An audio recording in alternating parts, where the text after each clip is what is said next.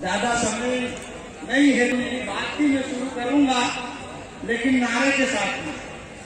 सरकार इस देश की चालक है, आदिवासी इस देश का मालिक है। सरकार इस देश की चालक है, सरकार इस देश की चालक है। तो साथियों, हम मालिक हैं, लेकिन मालिकों की हालत क्या हो गई है? सरकार हमारी चालक है और हम मालिक हैं, लेकिन आप मालिकों को गुलाम बना दिया। क्यों? ये एक सवाल खड़ा हो रहा है। हमने देखा ये हमारे पीछे पोस्टर बना हुआ है, माननीय हमारे कोसा पेंटर जी ने बड़े उससे बनाया है। तो साथियों, आज पूरी तरह से आदिवासियों का जल जंगल जमीन की हम बात कर रहे हैं यहाँ पर, लेकिन आज जल जंगल जमीन किसके हाथ में है? वही सरकार के हाथ में है। और आदिवासी जो है आज भी जो है वो गुलामी की तरह चोर की तरह जा रहा है। हमारे लिए कई कानून बन चुके हैं, संविधान में बड़े बड़े अधिकार दे दिए हैं, लेकिन 75 साल में वो अधिकारों का क्या हुआ? वो कानूनों का क्या हुआ? तो आज जो है हमको इकट्ठा होकर बात करना पड़ रही है। आज आदिवासी समाज में पूरी तरह से ध्रुवीकरण हो चुका है। आजादी के 75 साल में समझो, क्योंकि आज ध्रुवीकरण करके आज जो है सरकार ने पूरे यहाँ पे जो है 6 लाख गांवों में मौद्रीकरण की नीति बना दी है। वो पूरी तरह से आज हमारी जमीनें जाने वाली है कंपनियों के हाथ में। क्या हम उसको बचा पाएंगे? क्या हमारे युवाओं का रोजगार हम बचा पाएंगे? क्या हमारे जो मजदूर गरीब लोगों को उसको रोजगार दे पा रहे हैं? क्या हमारे बच्चों को हम शिक्षा दे पा रहे हैं? क्या हमारे लोगों को जो है स्वास्थ्य मिल रहा है? कहाँ गए वो मौलिक अधिकार? कहाँ गए हमारे अधिकार? तो आज जरूरत है हमको साथियों, ये पूरा देश जो है आजाद है, हम भी आजाद है बोलते हैं ना।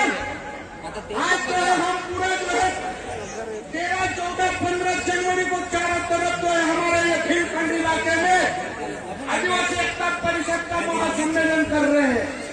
तो आज 75 साल में जो है हमारे सारे अधिकारों का हनन हो रहा है, तो क्यों ना हम दिल्ली जाके उस संसद को घेर ले, ताकि जो है हमारे सारे अधिकार हमको मिल जाए। मैं चाहता हूँ आज तो हम इतना इकट्ठा हो रहे हैं, आज तो हम रात दिन जो है समाज के बीच में जाते हैं, समाज के साथ में बैठते हैं।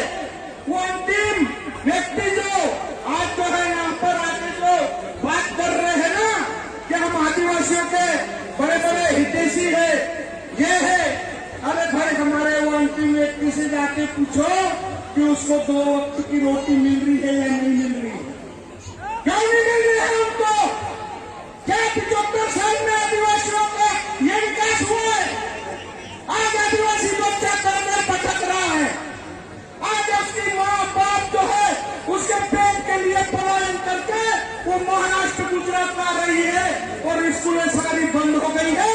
और सरकार जो है पूरी तरह से जो अनुसूचित जिलों में संविधान बोलता है कि अनुसूचित जिलों में प्राइवेट स्कूलें नहीं खुलना चाहिए, तो ये हमारी सरकार प्राइवेट स्कूलें क्यों खोल रही है?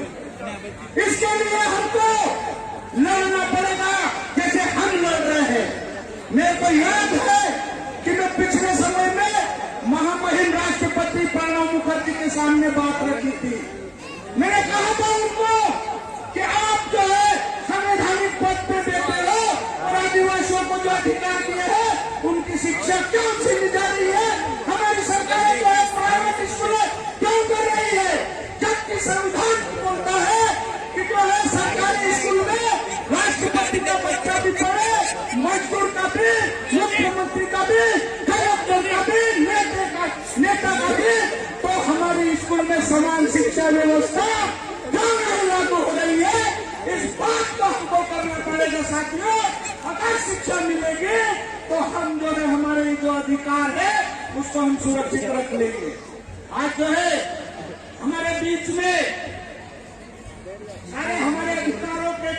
के बारे में अच्छे अच्छे वक्ताओं ने अपने ने अच्छी अच्छी बात रखी, लेकिन मैं कहना चाहता हूँ वन अधिकार मान्यता कानून 2006 उसके तहत जो है मैं टीचर हूँ, मुझे सस्पेंड कर दिया गया है। मैं इसलिए बोलना चाहता हूँ क्योंकि मैंने समाज की बात करी थी। वो भारत जोड़ो यात्रा में राहुल गांधी जी के सामने गया था, उनको मैंने मेरी बात रखी मेरे समाज की, तो ये जो है काले अंग्रेजों ने मेरे को दूसरे ही दिन सस्पेंड कर दिया। मैं तो इसीलिए मैं कहना यह भी चाहता हूँ, क्योंकि हमने जो है पेशा कानून पे और वन अधिकार मान्यता कानून पे बहुत काम किए हैं, और मैंने हर घर जाके लोगों के दावे किए हैं। कम से कम मेरे एक ही जिले की बात करूंगा, लेकिन मैं 6 जिलों में काम करता हूं। मध्य प्रदेश के वन कानून के तहत 3.5 लाख एकड़ जमीन मैंने मेरे आदिवासियों को दिला दी वन कानून के तहत।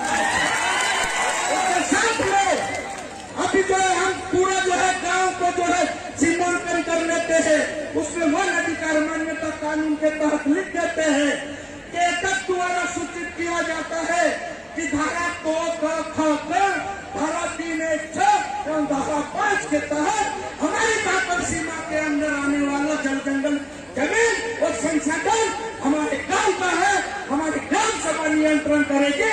यहाँ पर हमारे बिना पूछे फॉरेस्ट के कलेक्टर का बाप भी नहीं घुस सकता हमारे गांव में। यह हमने लिखा है और मेरे बहुत सारे साथी भी आए हैं, बताएंगे हम ये ओरिजिनल काम कर रहे हैं।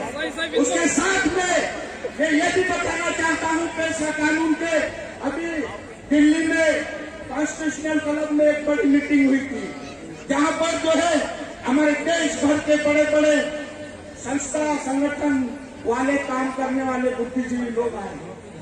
वहाँ पर हमारे आदरणीय गजानन भाई ब्राह्मणे जी को बात रखने की बात आई, तो उन्होंने कहा पेशा कानून तो लागू होगा, अभी ये सरकार हमको गुमराह कर रही है, लेकिन हमने पंचायत राज उपबंध विस्तार अधिनियम 1996 के तहत जो है हमने जो है जंगलों में हमारे आदिवासियों की जमीन को जो है फॉरेस्ट विभाग को राजस्व विभाग ने हैंड ओवर कर दी थी।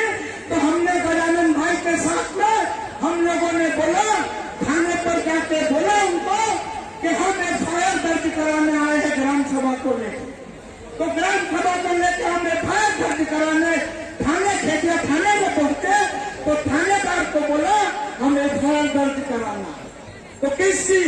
हमने बोला कलेक्टर की और SDM की। क्यों?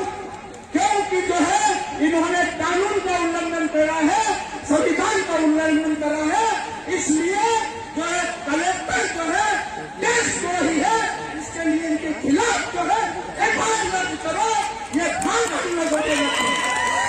और यही मांग रख के जब वो कॉन्स्टिट्यूशनल क्लब में हमारे आदरणीय भाई ने गजानन दादा ने बात रखी, ये उदाहरण दिए वहां पर, तो वहां पर जो है पूर्व पंचायत मिनिस्टर नैयर जी, उनका नाम मेरे को पुरानी मालूम है, लेकिन नैयर जी ने मंच से कहा कि आज का गांधी गजानन ब्राह्मण है, क्योंकि वो ओरिजिनल काम करके इन सरकारों को दिखाया है, इसलिए जो है ओरिजिनल गांधी कहा गया उनको, ये बड़ी उपाधि दी उनको। तो इसलिए हम ये कहना चाहते हैं, हम भी जो है जमीन पे काम करते हैं, जमीन पे कई सालों से काम कर रहे हैं। लोगों को जो है हमारे गांव इलाके की पुलिस अगर आदिवासी को पकड़ ले, उसकी ताकत क्या पुलिस वाले की, हम उसको अंदर करवा देते हैं, ये ताकत है हमारे। इसलिए हम कहना चाहते हैं साथियों कि हमको जो है हमारे जो सारे अधिकार और कानून बने हैं, इसको हमारे गांव में इम्प्लीमेंट करो। ये कलेक्टर मुख्यमंत्री की कोई जरूरत नहीं है, हमको हमारे अधिकार कानून है, और कानून से बड़ा कलेक्टर का मुख्यमंत्री का बाप भी नहीं हो सकता। साथियों, ये बात मैं कहना चाहता हूँ, मेरी बात आप लोगों ने बड़े ध्यान से सुनी, इसलिए आप लोगों को मैं बहुत बहुत धन्यवाद देता हूँ, और जो है मेरे से गलती हो गई हो तो माफी चाहूंगा। जय जोहार, जिंदाबाद। बहुत बहुत धन्यवाद। राजेश जी कनौजे। अब मैं